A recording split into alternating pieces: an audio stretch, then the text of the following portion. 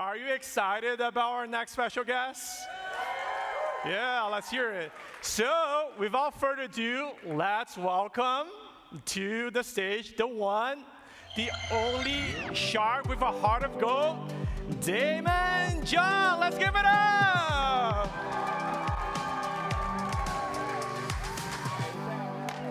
Thank you. Thank you. What's going on? How you doing? Wow. All right. That Move it towards this so my back is not that way. There you go. Sure. Let's do that. All right, you got some good questions for me? Oh, Friday. You know. Friday, but all these people here, to look at the camera, they're here just to hear some words of wisdom from you and inspirations. So, Daymond, thank you so much for joining us here today at Alibaba.com CoCreate Summit. I am super excited to have you here, and I'm sure many of the audience here feel the same way. So, Thank you. So as we saw and heard in the video, your story, $40, 3 friends, becoming a 6 billion business, right, with Fubu.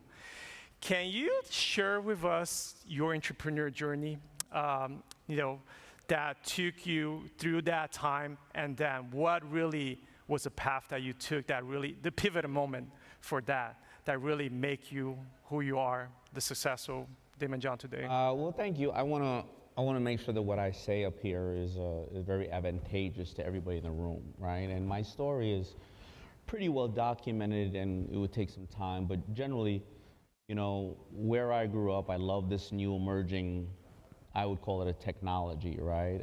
And the technology was called hip hop. And this is the 50th anniversary of it. And people say, why was that a technology? Well, before the internet, before cell phones and any of those things, we never knew what was happening, in the streets of Las Vegas or Compton or Hollis, Queens, because they didn't show what was happening to African Americans on the 6 o'clock news. Mm-hmm.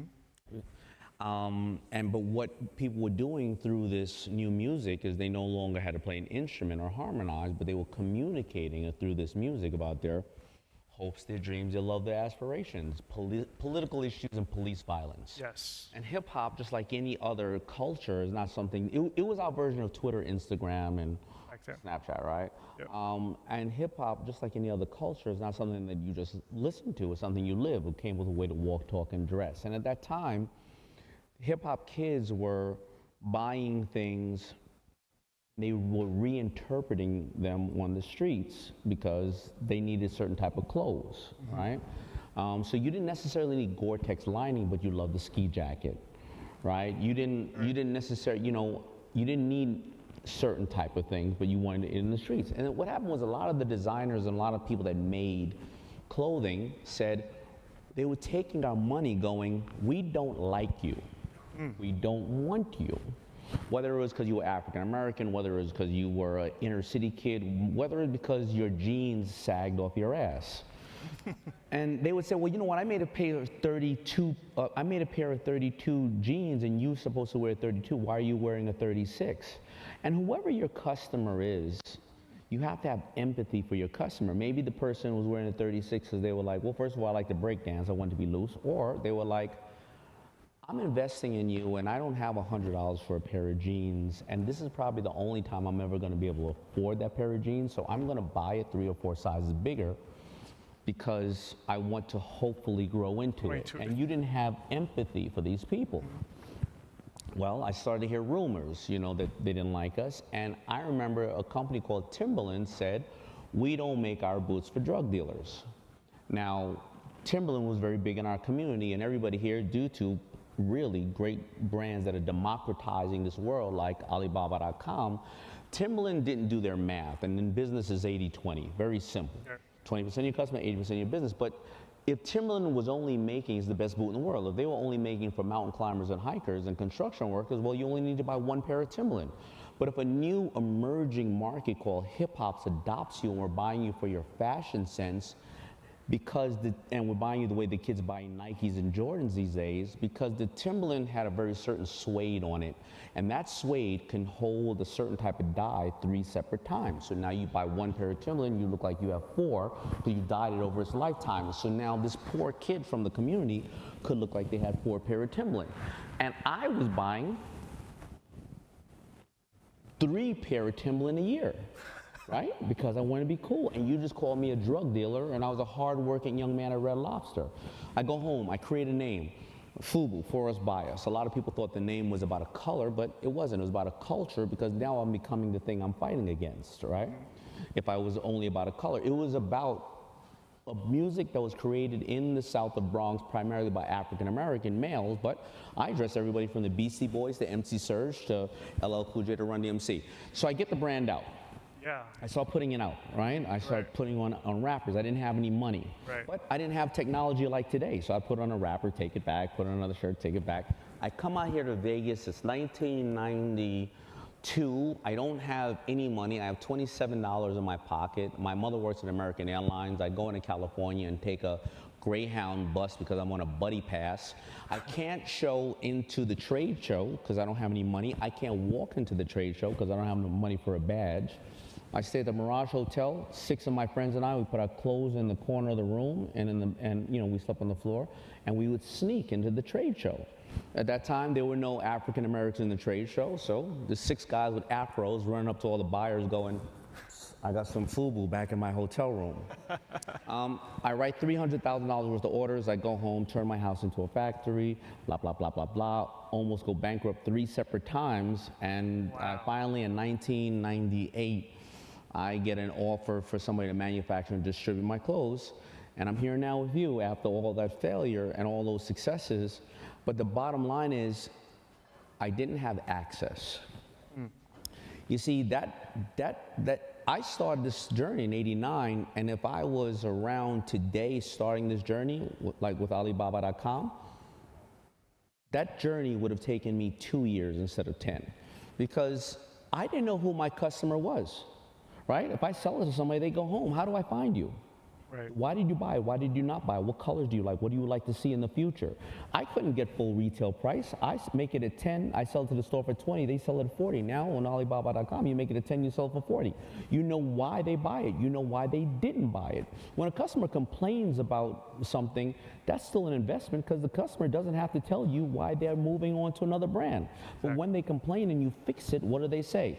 They go around and tell all their friends, you know, I told Daymond about this shit, you know, and he changed it, right? So that's really why I'm here, because of how Alibaba.com has democratized the world. I didn't know where to get manufacturing done.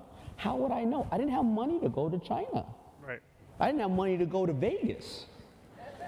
So, you know, that is my story, and we can get fully into it, but I want the takeaways here to be access to information and access to real information that you can source by different people is the most powerful thing you can ever have in your life. My buddy here is a young lady that I grew up with, and we worked in Red Lobster. Her name is Tasha. She's a great financial advisor right here.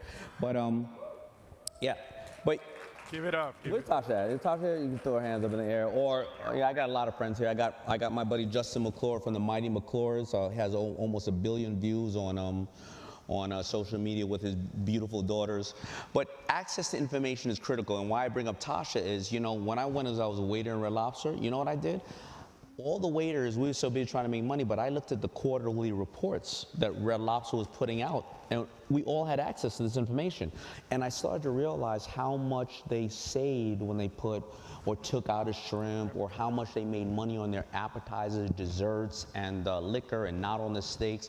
It's just access to information. That's it. Right. So you're not just working there, you're actually studying the business. Yeah, why not, right? Right. So you're going to go to college, and right now, if you go to college and university, you're going to take out $500,000-$600,000 worth of student debt for a career you're not even sure you want to have, right? Because think about it, the stats are that 50% of the kids graduating today will retire with a job title that doesn't exist today. That's like if somebody told you 10 years ago you're going to be a drone operator or an AI expert or a gamer or a pay-per-click, whatever the case is, well, maybe 20 years ago, right? So you're going to a college to pay $500,000 to $700,000 worth of student debt that you will never pay off, or you can get paid at Red Lobster. Look at all the shit that they know. That's true. It's just access to information. Right. Exactly.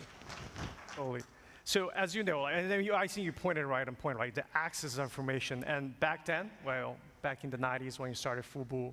I'm sure the way that you source for the first products, right? All right, where do I get that first shoe? Where do I get those first hat? And then later, as you expand, finding that international distribution, right? Partners that you want to grow your business. It's a lot different than back then. So how have you seen the traditional supply chain evolve with the help of technology, right? Because I'm sure you're big in technology, I mean innovation, especially with the help of technology and platforms like Alibaba.com. And what are your thoughts on that evolution that we've seen, right? Because the evolution has been dramatic, right? I used to have to make a CAD, right? Computer animated drawings, right? Mm-hmm. I would have to then send it over to China. I would have to travel to China. I travel to China 4 or 5 times a year because, people think that other people understand. I'm making a product for the hip hop community in America, and the person in the factory, one minute they're making things for cowboys and cowgirls, the next minute they're making things for dogs. They're not into how fly it looks, right? They're making, right? And I'd have to sit there and get rendition. I can literally do that now. I wouldn't have to fly to China. They would have my full line. I would compare it with various other makers in China and Turkey or wherever the case may be, worldwide, right? Yeah. I can, if I'm worried about counterfeiting and saying I don't want to put all the products in one place, I can piece the goods in various different places and then put them together someplace else so nobody has the full grasp of what I'm doing. Mm-hmm. I can check the trademarks and check the distribution of people that have done it before, and I can check their references, right? You're right. So I can do all that in 1 hour. That would have taken me 6 months before, and it doesn't mean that I would have gotten it right. That's true. Now I can take it and I can put it up on a site like Alibaba.com and say, pre-order or how many of you like it. Before, I had to order a minimum guarantee of 400 styles per color, then get it to the store. Right. Maybe the kid takes it out of the store, out of the back of the store, but that kid is somewhere looking for new colleges to go to, girlfriends, and the new movie that's out. He doesn't care about my stuff. Yeah. Right? Now, I don't even have to wait for that. I send it right to the customer. What do you think? Pay for it in advance. Now I can use their money in advance to pay for it half the time. Yes, right. Right? Before, I had to wait for the stores to pay me 30, 60, 90 days, and they're going to pay Nike way before they pay me. Yeah, I mean, I feel like, as you said, that's how the evolution has really made the small businesses, right, to really be able to facilitate them in terms of that hurdle that they usually go through, right? As you mentioned, 6 months to an hour. I couldn't even make a commercial. Think about a commercial. I would have to pay $1 million for it and wait for a network to charge me $1 million and then see the commercial come out in 90 days. Somebody can make a commercial right now before we get off the stage. All right, I guess they're working on it already, huh? They're doing it right now. I mean, nobody knew who I was. Right. How did I tell people who I was? They're looking at the shirt. How do they know what is Fubu? Who is the owner? Why did they create it? Is it a mompreneur? Is it somebody that loved pets? Is it somebody who had diabetes? Is it somebody who... Nobody knew who I was. Mm-hmm. This is the best time in history. If you can't make money today, you're a real dumbass. Check that. Well, all right. I think that's a takeaway for everyone. I'm sorry to talk about Kevin O'Leary like that, but I'm just, Oh, awesome. So let's switch gear a little bit, Daymond.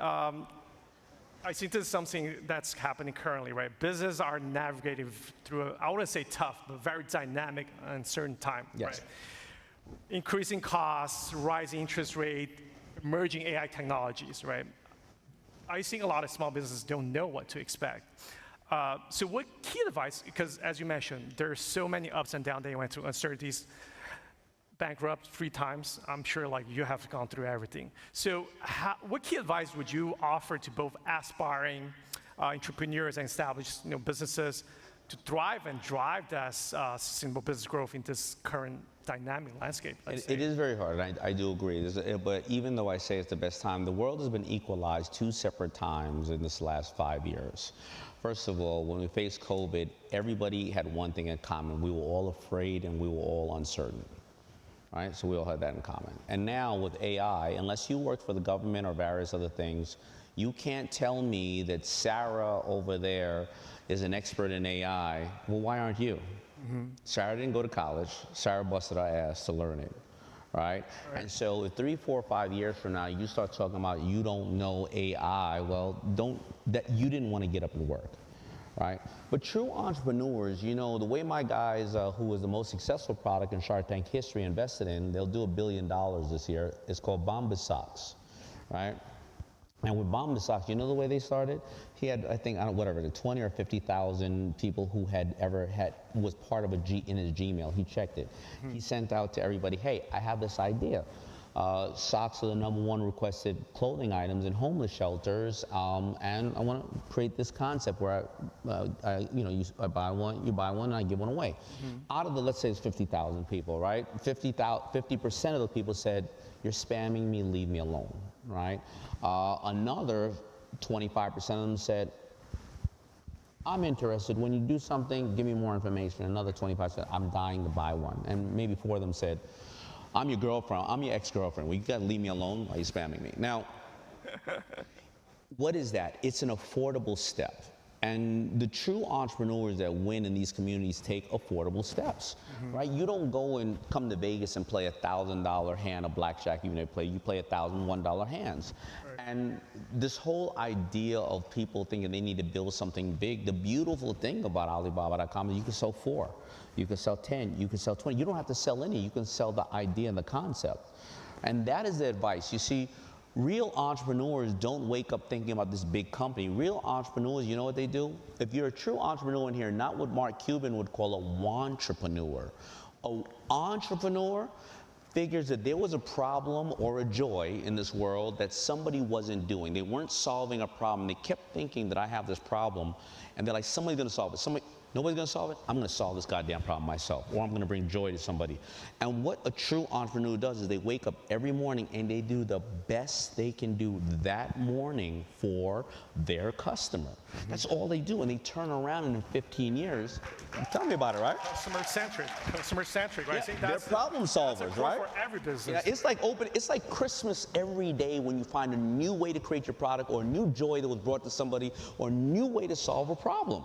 Remember, there's only 3 ways to ever deal with a consumer, ever. Acquire a new one, upsell a current one, or make one buy more frequently. That's the only way you will ever, and acquiring a new customer is 20 times harder than upselling a current one or making one buy more frequently. That's why you want to supersize everybody's fries, right? So that is what I say to entrepreneurs. You have to take affordable steps. Stop telling me about this world of all these things you're going to do. That's a great vision, but today is today, and that customer today wants to know, how will you make their life better? How will you solve a problem or bring them joy? That's really what it is. Yeah, totally. And I think it's also how can the business really, in a sense, make that happen to everyone, like that, as you mentioned, democratizing, right, that opportunity. And I remember very vividly, last year at your Black Entrepreneur Day. You took the stage, and Alibaba.com helped support African American communities. Yes, and by the way, guys, you money. haven't heard about Black Entrepreneur Day. Thank you. October 21st. We're shooting, and then it'll air after that. But yeah, we now this year will hit the mark of giving away $1 million to African American communities. Yes. Yeah. That's a philanthropist that I was talking about, right? Mr. Daymond John, giving back to community. And to that point, right, going back to the point of democratizing, right, businesses. So how do you see people can really leverage that, right? Especially when it comes to Alibaba.com. You mentioned about having that access, right? And then be able to really going through that soup to nuts, from 6 months to, a couple hours, right? Like, how do you think like people can really help themselves in really leveraging new technology? Well, once you do this, you got to think about it like this. There's no one answer to business. Business is very about like massaging things. Now, a lot of people think that business is hard. You know what is harder than being in business? Nothing against the dads. You know what's really hard about being harder than being in business? Being a mother, right? Very honest, yeah. Think about it. Nothing against the dads, but dads, we don't risk our lives to bring somebody into the world. Now, Think about a mother. She brings a person into this world, and there is no book that will make you figure out every single thing you do with a child, right? Step by step. If your child has an earache and has to go to the emergency room 3 times a month, mothers figure that shit out. They don't give their child up for adoption. Right? And there's no one answer to raising a child. There's no one answer to business. Yep. You have to take inventory of yourself, right? You may not have any money. So you know what you do? You go down to Main Street and look at the people who are not technically savvy, who's trying to sell all this stuff, but they have old goods, they can't move. But you're young and you have a community of 2,000, 10,000, or 20,000 people that follow you, and you say to them, hey, you got all that old inventory, why don't you give me 20% of anything that I move, and I'll go out there and you start moving it online. Now you didn't take in the cost. You help them reduce their sales, and you sold enough, and then you start making your own. Mm-hmm. There's so many different ways to do business here. You may be an expert teacher or childcare or something else, and you do tutorials and lessons on what to do, and then all of a sudden you have a bunch of people yourself on Alibaba.com who says, you know what, can I sell blankets or various other things through your network? And then you start doing it. You can be a critic. You know, the best critics, and I'm going to show my age, the best critics in our time was Siskel and Ebert. They just sat there and watched movies. They weren't directors. But they had a very specific point of view on things, and you will always relate to people when you have a very, very specific point of view. A lot of people don't realize, you know who the most powerful influencers in this country today? Grandparents. Grandfluencers. You know why? They give no fucks, right? So you know if they're saying to buy this, they're not saying it for any other reason because they believe in this, yes. Right? So there is so much money to be made here for the right reasons. You remember, the people out there who have nothing to sell and they don't have anything on Alibaba.com, that's why you see the scam ad. All the sharks invested into this pill. Has everybody seen that? Yes. Because the only thing they have to sell you is a lie. They have no product. They're lying to you. Hardworking people, like the people in this room who invested in themselves to come here, who a lot of people say, why are you going there? You know how much money it's going to be. I've never heard of that working out. You're going to embarrass yourself. You're going to embarrass us. That happened to me all the time when I was in the neighborhood. Why are you doing that? I used to say to myself, or say to them, aren't you a crackhead? But the hard people in this room that are busting their ass, they don't lie. They're here to do that. So what you're doing, you're competing against the people who will put out fraudulent things. So how do you reinforce that? Because when somebody buys something that's fake, or they go for this scam, when you've created something that is of value, man, you tell everybody. And they tell everybody. And that's how it is. You see, no matter what technology does here, it's really going to be the hard work that you put in, the research you put in, how much you're going to say, how much did I bring value to this person's life today? And you're happy about that value. Really successful people love what they do. And I joke about Kevin O'Leary, he's a great guy, but let me tell you what he loves. He loves complicated financial instruments. He doesn't necessarily love the money. He loves complicated financial instruments to be able to protect his downside and hopefully win on the upside, right? So we all have, when you're really successful, you love something. And so, you know, the power is here. I get so excited about this stuff, man. Not only you, I'm sure all of us here are so excited about this, Daymond.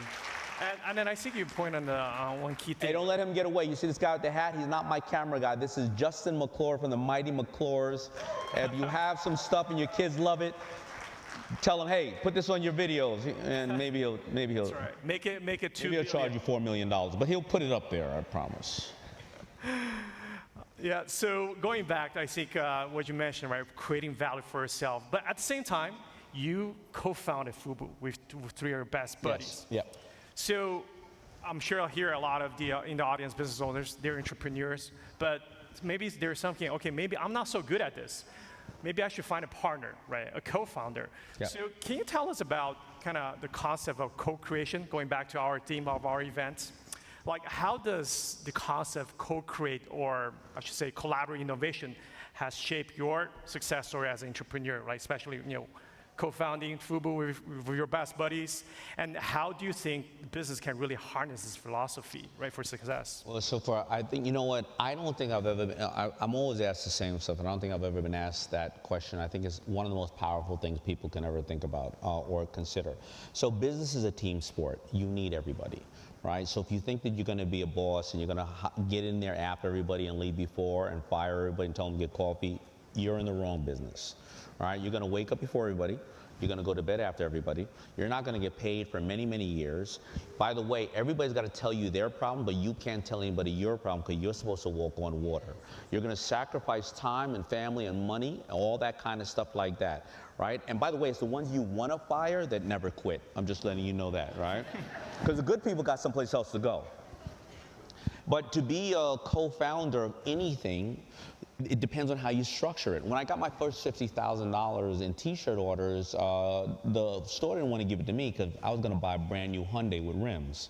And I was going to keep those rims clean, let me tell you something. But what I found was that the screen printer was charging me $6 my shirt fully bagged, right? And I said to him, I said, you know, we call this in our business hold the paper. I said, do me a favor, charge me $7. I'm going to connect you with the store. The store's going to give you the money. Now what happened? Well, that local screen printer got $1 extra. It got introduced to the store, so they started doing other business with that person. The store knew they were going to get the goods. He knew he was going to get paid. I didn't give up any of my company. Those are ways to collaborate. Bartering. Bartering is huge, the power of broke. You could be a teacher right now and you can say to, I don't know, a manufacturer or even a car dealership because you need a van. You can say, you know what? Every month, bring all your best customers in here, and I'm going to teach all their kids or their families Spanish. I'm going to hold something for 4 hours a day every single month. And do me a favor, you got a whole bunch of vans here. What dealer place can you do me a favor? Can you let me use a van at any given time? Because you got 10 of them sitting around. You don't no longer have to buy the car. They already have the car there. You'll have a new van every single time that you go and drive it, and you'll be able to talk to these people who probably have money because they bought cars at a dealership, and in your community you're going to be known for giving. You probably can write half of that off and you'll have a car. These are ways you can collaborate. These are very simple ways. Think about it, right? Now, of course, talk about partners. When you have partners, never do the deal right away. Fubu has this big 05 because there was 5 of us. That 5th member, there's 10 of those 5th members that never stuck around. So there's 10 guys running around talking about, yo, you know I'm the 5th member of Fubu, right? But their thing was this: hey, if you work 3 months and do this, 6 months do this, this activates your shares or whatever the case is. So I know we love our family and all our people, but don't have that, yo, 50-50, because then you got a tiebreaker that you're never going to break. Don't say you're immediately going to. What is your obligations to this business? Money, time, access to information, resources, and what is mine? After X amount of month, or whatever the case is, we then consummate the deal, but everybody knows ahead of time. The problem with entrepreneurs is we're so passionate about stuff that we normally go with our passion. But the reason why I'm here in Alibaba.com is because you may be the best baker in the world, but you don't know manufacturing and shipping and quality control and advertising and social media. So what happens is you need somebody else to help take those things off your table so you can do what you do best. And this is a form of collaboration. So. You pointed right out. I think it's really about partnership, right? And I think there's partners where you can, physically people that you can partner with, but oftentimes technology can be that partner, right? Yeah, 3PL. If you need a 3PL, well, a lot of people sit here. I'm in the middle of filming Shark Tank, literally in the middle. I will be back in my seat in my chair on Monday, right? And so this is the 15th season, and you think about this. Some people come on and they go, yeah, well, a woman just came on. I'm manufacturing this and I'm doing this. I'm like, you're trying to do 2 different things. You're trying to create a manufacturing facility. That's a very skilled set you need to do. And you're trying to be this person. Why don't you just pay the little bit of extra off the top, because you don't realize that you're bleeding from trying to be a manufacturer, right? And it's hard enough to do one or the other. It's like a heart surgeon telling you, they want to be an orthopedic surgeon. There's 2 totally different skill sets. I'm a great men's manufacturer. I cannot manufacture ladies, and I'll give you exactly why. You may say, well, Daymond, you're a manufacturer. No. If a man wears a pair of size 32, there's 4 sizes, right? 32 long, 32 short, 32 baggy, 32 slim. A woman's pair of size 12, there are 21 sizes. There are gaps in the back, the crotch is too long, crotch is short, boot cut, that cut, all kind of shit. I don't know how to do that. I would leave that up to those who know how to do that. You're right. Yes, I think I feel like that's a $1 million question that man cannot never figure it out, right? No, and that's why, and that's the democratizing. The people in this room think and look like the people they serve, and that's what technology has done for us, right? Because if you look at venture capitalists, people like to be around people they like, right? So less than, I think, 3 or 4%. I know the mic is cutting off because I'm gonna give you this last answer. Less than 3 or 4% have gotten venture debt or venture capital of women and men and people of color. But in technology, if you look at the sites, almost 30 to 40% have gotten, have raised money, because you know what? A white man should not understand, or could not probably understand, the needs of an African American woman for her hair, right? A black man most likely doesn't understand as well the need of what an African American woman needs for her hair. An African American woman probably knows that better. The same with you, whatever your race, gender, creed, whatever the case is. So when you look at this room, don't you see it's a sea of all different people? Because that is the form of democratization. Mm-hmm. You are serving the people that you look like, or you think like, or you act like, and that's the most critical thing. Wow, that's some golden word right there, word of wisdom. So here is another question that I'm sure you get asked a lot, but I gotta ask that for our audience here. So you probably have seen and heard thousands of business pitches on and off Shark Tank. What is your advice for those that are looking to not only make their next best product, right? Which a lot of people are doing that. For founders making what? What they're looking for, not only to make the next best product, right? Or say I got the best product here, but bring it to the market, as you mentioned, but also finding the success in a sustainable way, right? As you mentioned, it's not about having the product ready, but you got to market it. How can you make it sustainable? Right? So, what's your thought on that? Like, what's the best way to approach that? Well, it still goes back to affordable steps, right? Because the most dangerous thing in a business, and puts more businesses out of business before it puts them in, is inventory, right? Because you get very comfortable. A lot of people want to work with Walmart and all those people, but Walmart has put more people out of business than in business. It's not because of them wrong. You think you want to be in Walmart and you make these shirts, but Walmart knows their customer is not going to pay for a screen printed shirt more than $9.99, right? And the margins are going to be tight. So when you sell and you get an order for $400 million, if you aren't compliant for all the right reasons, you're going to get it back, right? And then they'll know what the place to sell it. And so what makes entrepreneurs really successful is to be able to take these small, affordable steps. People have this idea going to Walmart. No. Go into the place where you can sell direct to your customer and sell them 4 and 5 and 10 and 20 pieces. Affordable steps is what really makes a successful business. That is purely it. But don't let the hype and all these people tell you about they did this amount of dollars and that and all that crap. Be very honest, right? Everybody's showing you their sizzle reel and not their blooper reels, right? And don't let them, get you out of your comfort zone. It really is taking affordable steps. And I even do that with my businesses today. A lot of the business come on Shark Tank. They get angry when I do the deal with them. I go, I'm not giving you I'm giving you the $100,000, but I'm giving it to you over tranches of this, and this. Some of them go, well, I need $100,000. Why? Well, I'm going to pay this for advertising. You're about to get a $10 million commercial. Why would you use that for advertising? So when you take affordable steps, you see, money will often highlight your weaknesses.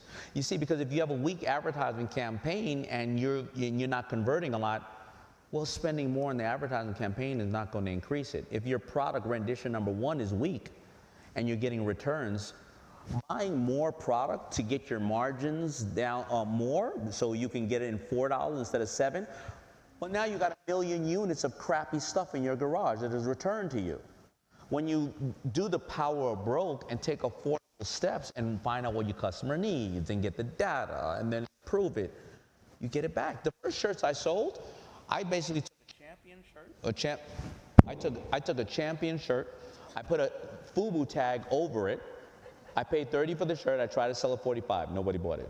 I tried to sell it 40. Nobody bought it. I tried to sell it 35. Nobody bought it. Somebody bought it at 30. Then I knew now I had to buy the shirts at 15. Right? It is affordable steps. It's not going to come easy. Nothing, every single person here is a pro in something. I don't care what you are. Nurse, whatever the case is, or a stay-at-home mom.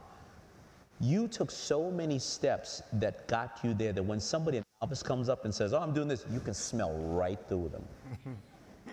It's the same in business. Just smell it just like a shark. Oh, yeah.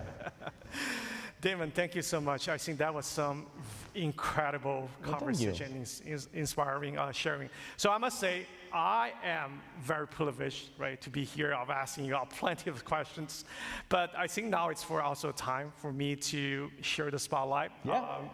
And provide opportunity to some of our very remarkable individuals in our audience here to get some advice from you as well. So as they say, the more the merrier. So we have found not one, not two, but 3 phenomenal entrepreneurs who have found remarkable success through Alibaba.com. And they're here to share their journeys with you, but also they would like to pose some questions that they feel like it really represents some questions that really can interest for the rest of the audience here. So without further ado, please join me to welcome our guests here to the stage, Hamza Navi, Kevin Lane, and Daniel Renzing.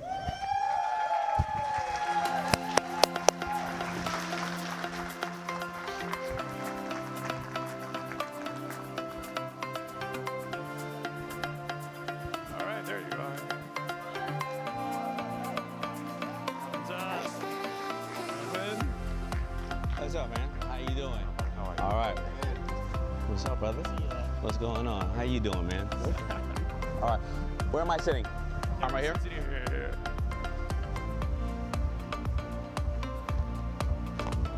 Great. Hello, hello. Mic. Testing. Okay, great. It's back. All right, Hamza, Kevin, Daniel, thank you so much for getting up here. So each of you embody the spirit of what I call textbook Shark Tank entrepreneurs, right? With incredible stories of your own. So could you actually please briefly share, do an introduction of yourself, your business, and how Alibaba.com can play a pivotal role, right, in your business inception and growth. And let's kick things off with Hamza. Thanks, Alex. Thanks, Alibaba, for having me here. So my name is Hamza Naqvi. I'm a 2-time Shark Tank entrepreneur, co-founder and current CEO of Naqvi Brands. We have multiple different companies in our family that we run, D2C companies and also retail, so we're in retail, ranging from seasonal products, holiday products, to a gaming company. We create family fun card games for parties and families. Because of Alibaba, we have been able to donate for every 1 game we sell, 1 to children's hospitals across the country because of our suppliers and how we are able to source products so well. Very good. Very good. We've been using Alibaba since the last 15 years for all of the different companies that we run. It has been a godsend for us to work in this global economy and find some of the best manufacturers and suppliers, and be able to create awesome creative products and brands that you might have in your houses right now. Thank you, Alex. Thank you, Hamza. Kevin? Well, thank you, Alex, and thank you, Alibaba, again, just like Hamza said, for having us. So I am Kevin Lane, founder of a company called Create a Castle, and we were on season 14, episode 3 of Shark Tank, and Daymond himself knocked my castle over. Daymond, you remember that, right? Yeah, I know. You didn't take my deal. So basically, we reinvented the way that you build sand and snow castles, both outdoors and indoors, with split mold technology. The mold split, you could stack them, you don't have to stack them, fully, open-ended play. We're the proud winners of the 2020 International Toy of the Year across the whole world. And we are also this year up for 2023 Indoor Toy of the Year. We're up against Lego, Hot Wheels, Pokemon. Guys, we need your votes. We appreciate you. So, long story short, Alibaba has been instrumental for Create a Castle to build our company as a major brand and a major international player across Australia and New Zealand through the textile side. So when I first started, we were working heavily in the plastic molding injection side of it, and I needed textile. Well, that factory did not do textile, so I reached out to Alibaba. Alibaba.com. Alibaba.com, right.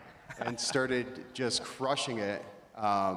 We could reach out, we could find out, the best pricing, and basically use all of those tools built in as a resource to start, mass producing the backpack side, because our kits all come in a backpack for our outdoor kit. So thank you, Alibaba.com, for making my life easier and helping us to really project our business at a super fast pace. Thank you, Kevin. Daniel? Hello, everybody. My name is Daniel Rensing. My wife, Stephanie, and I started our company out of our kitchen called The Smart Baker. We were on season 3, so way back now, season 3 of Shark Tank. And so we created a line of pre-cut parchment paper, dessert displays, and a measurement conversion apron that when you're wearing it, you can read your conversions upside down. These were all products that we created out of our own need, out of our own kitchen. It's the cliches that the necessity is the mother of all invention, and that was true for us. And before I knew it, we had to go from online into like a mass production mode in order to be able to sustain our growth. And we used Alibaba.com back then. This is probably late 2009 and 2010, and we were able to use Alibaba.com not only as an opportunity to produce the product we needed, but we wanted to make sure that we had a long-term partner for any other future growth. Sometimes, people may see Alibaba.com as very transactional. We made it to we took advantage of finding the right suppliers, creating the right relationships with them, and it's some of the people that we still use, we are still do business with. We've had suppliers that have come to my home. I've gone over to China and met with them, met with their families. So over the past 12 years, I've been able to sustain a great production relationship. So I just want to make sure that everybody here realizes that there's another side on the Alibaba.com besides what you're using it for. There's somebody else who wants to succeed as well, and if you can create a partnership with them, you guys can just, you have limitless possibilities because they can help you with something else if they're not, right in that field. So just be sure, you ask questions, you build a relationship, and you set yourself up for success. And without Alibaba.com, I'm not sure, what other struggles we would have had, but it made life so much easier for us, even now. Thank you, Daniel. I think that was a very, very powerful point that I don't think has been articulated well enough in business. When you work with somebody else, just like he said, they want to succeed too, right? And a maker or a manufacturer, they're taking up this time on the line that could be for somebody else. They're investing in your business, as you said, partners, right? And he brought up a very valuable point. They want to succeed too. Treat them like you want to be treated. Right. Absolutely. Yeah. Absolutely. I think, like I said, business goes both ways, right? I think it's reciprocal. So, gentlemen, your journey has been nothing short but amazing, right? And despite your current success, I'm sure you guys have some burning questions here. Taking the opportunity to ask our Mr. Daymond John here. So let's open the floor for your questions. For me? Yeah, starting with Hamza. Yeah, questions for you. Now, I never, you've been on the show twice? I have not been on any of those panels, correct? I think you were on one of the panels, yeah. Oh, it was very memorable for you if you don't even remember that. For everyone, yeah, so one of the panels you were there, we had a great conversation. You know, we didn't click right away, but you know, I'm Takes here a little time with you to now, click. so, This is pretty uncomfortable. Okay. Well, let's have a conversation then. that's why Alex put me first up for a really good question. So, Daymond, I know everyone's going to know, and I'm going to want to know because, you know, advice you give to entrepreneurs and so many people. You've inspired a generation of entrepreneurs watching you and reading your books and everything that you're about, right? So I think everyone really looks up to that, and I'd love to know, you know, in this ever-changing market right now, competitive space for brands, right, entrepreneurs, what would you say is how do we stick out as a brand, right? There's eyes from big companies, middle companies. We're all fighting for the same consumers' eyes, audience hearts. How do you stick out in that big ocean? You know, that's really, and thank you, and thank you for the kind words. You know, it is your unique positioning. I try to tell people, can they not only put their brand, but themselves in 2 to 5 words, right? Apple think different, Nike just do it, Fubu for us, buy us, right? Because you have a unique positioning. There's nothing, you know, I see so many people come on Shark Tank and say, I've created something new in this world. No, you haven't. You will never create anything new. It's not a problem. But The Voice is just American Idol. They just turn the chairs. Right? American Idol, it's the Gong Show. They just took away the gong. And the Gong Show is you know, Showtime at the Apollo. They just don't have the Sandman. There's a Facebook, you know, it's a nasty chain letter. There's a unique positioning. So you have to have a place of a unique position. Bombas socks. Think about the 2 top selling products in Shark Tank history. A sock and a sponge. Both stars with S. Huh? Both stars with S. Yeah. Now, think about the sock. So I have 1 million pair units of other socks that I can't sell out of my warehouse. Now, why is this sock so great? First of all, product is king. But when I came up in business, when I never wanted, we gave away a lot, but we never wanted to advertise and market it because it looked like we would be profiting off the hardships of others. And we started to get backlash, but there wasn't the internet then. Now, somebody wants to know what the hell do you stand for, right? So they're gonna look. And today, I'll sit across the table from my daughter who works in a pizza parlor, and I'll go, I gave it the end of the year. And she was like, end of the year? I gave 20 times this year. How'd you do that? Every time I bought this, I helped clean up the ocean. Every time I bought this, I stopped human trafficking. And every time I bought this, another person in need got a pair of socks. And by the way, Daddy, for Christmas, I'm buying somebody 10 pair of socks because they're gonna help 10 people. It is just another unique positioning. And people think it always has to be glamorous. No, you don't. You don't have to be glamorous. You don't always have to be sexy with what you sell. You see, there's a white t-shirt, and a white t-shirt can hit different markets. You can have the one from Louis Vuitton that only silkworms that drink wine in Italy. They make this shirt, and by the way, if you buy one, you're never gonna see it again. That's why they have one on the rack. Meanwhile, they have 4,000 in the back. Then you have the one at Macy's. It has a little horse on it, and you look sexy like you're on a boat, or you know, you're standing on this big wood thing, and that's about $60. Then you have 3 for $20 at Walmart. Why? Well, I'm a slob.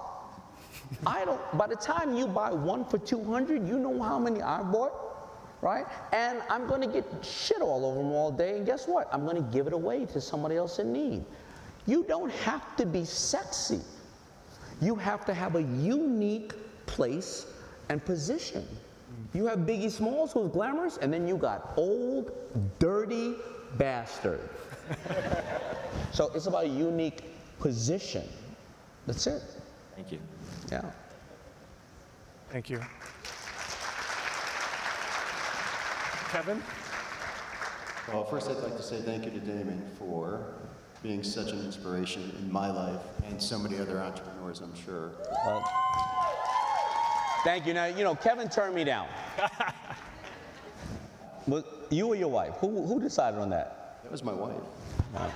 You better have said that. My wife, she's not here to defend right now. Two good lessons. You know how to listen to your wife, number one. Number two is, we have a common person. This is how partnerships work. One of the investments I had, their manufacturer is Chris. Is Chris here? Where's Chris at? There he goes, right there. Great manufacturer. He's worked with you and he's helped manufacture the goods. And I think you know, because I think I put out social media and stuff, we don't care. We care, we like the deal, but at the end of the day, you can tell people the reality on why we do what we do. We love, and I'm very, very proud of your success, and I'll support you to the day I die. All right. So, absolutely. And I have, and his product is absolutely great. It has brought joy to my daughter's life and I. So, what was the question? Thank you. Simple question. It's kind of a two-part question.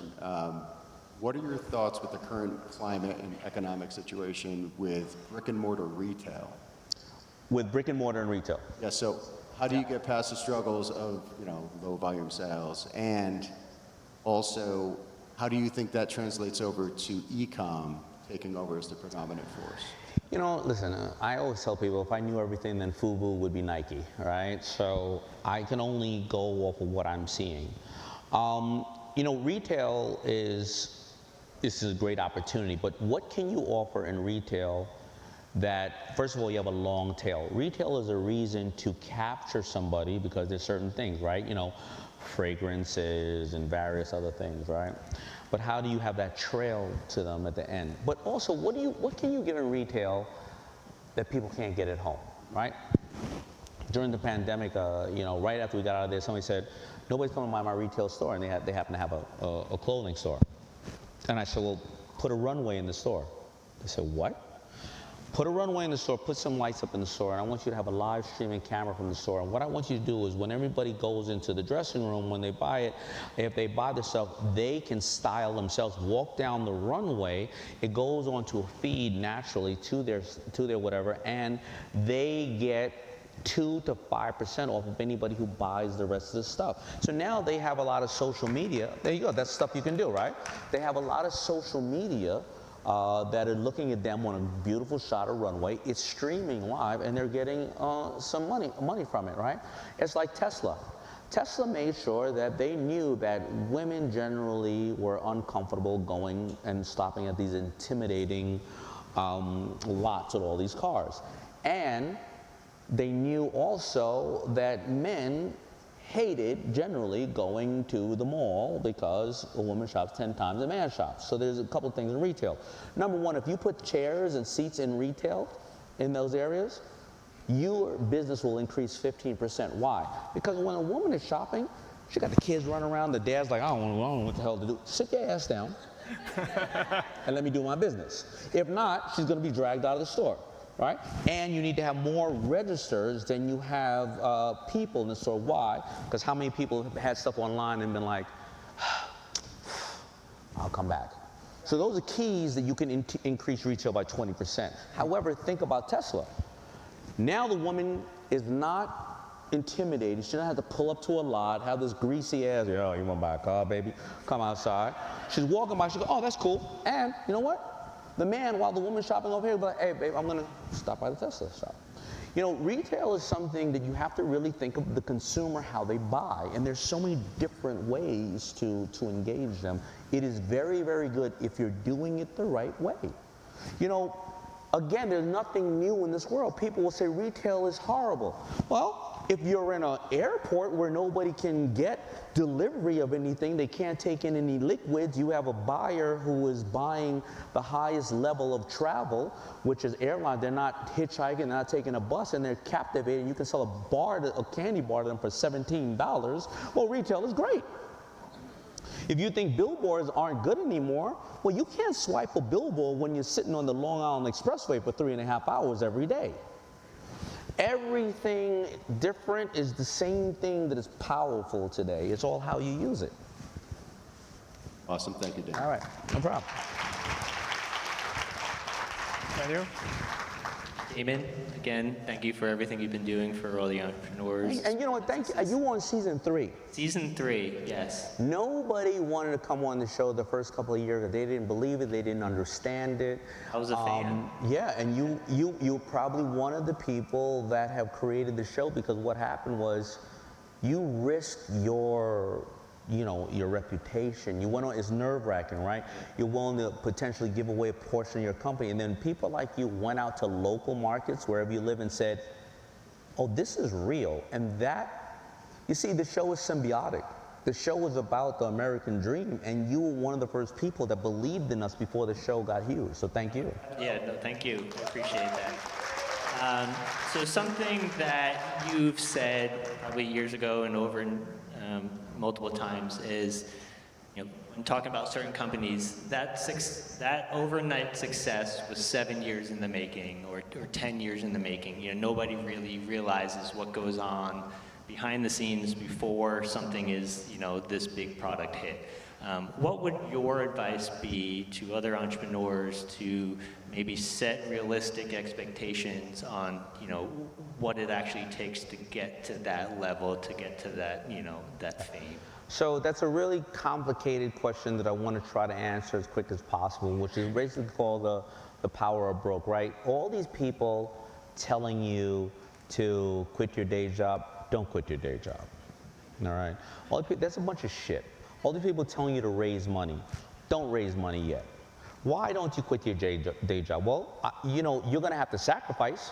All right, maybe you ain't going to go out to that dinner. Maybe you ain't going to hang out with these friends because you want to get here. But, I worked in, my schedule was basically, I woke up at 6 in the morning. I sewed shirts until about 8:30, 9. I would deliver them up until 11. I'd get to Red Lobster at 12. I'd work a double shift, get home at 12, sew more shirts until 3, and then do it all over again. I did that for 5 years. I didn't have a life, but I made a sacrifice. And what happened was my 80% of my time at Red Lobster turned to 70%, 60%. My friend Tasha and everybody, all the people that work with me, I would ask Tasha to come with me at a flea market and help sell on the weekend. I was taking the food home from Red Lobster and I was eating that shit. I had medical at Red Lobster, right? If I would have just quit, and by the way, I was renting out the rooms in my house for $50 to total strangers, so I was getting robbed in my bathroom before I went to work. But at the end of the day, what happened? I was able to sustain that business over 6 years because the critical things I needed in life were done. I would have been out of business in 1 year if I would have said, oh, let me just, do this. And if you raise money too soon, here's the problem. I'll give you $50,000 for 25% of your company if you're doing, no business. But let's say you get up to, let's say you get up to 10 million. You're like, we got to raise more money. I ain't giving up my 25%.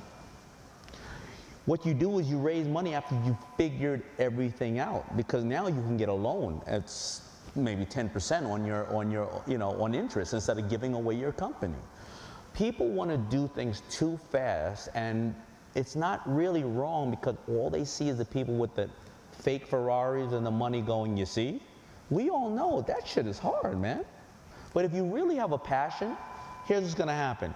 You're working your day job, you're doing something really great. If it doesn't work out, you know what? You satisfied a lot of people, you made them happy. You didn't lose everything. Yeah, you lost a good amount of time, but at least you know you left everything on the field.